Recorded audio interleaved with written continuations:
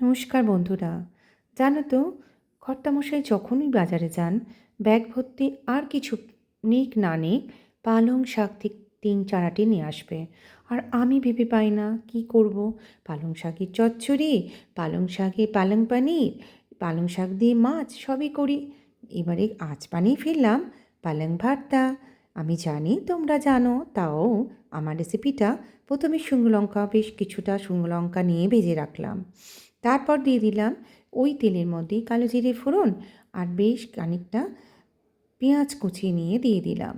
দিয়ে নাড়াচাড়া করতে করতে দিলাম রসুন কুচি।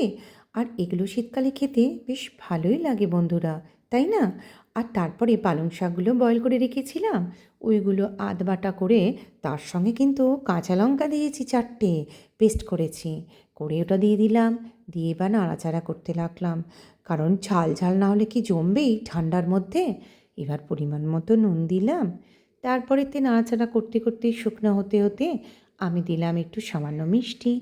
জানো তো, শীতকালে এগুলো খেতে ভীষণই ভালো লাগে গরম ভাতের সাথে।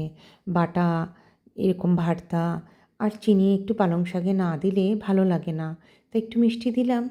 দেওয়ার পর দেখলাম শুকনো শুকনো হচ্ছে, তখন ওপর থেকে ওই যে ভেজে রাখা লঙ্কাগুলো, শুকনো লঙ্কাগুলো দিয়ে দিলাম। আর এর সঙ্গে তোমরা অ্যাড করবে ধনেপাতা কুচি। আমি কিন্তু ধনেপাতা কুচিও দিয়েছিলাম।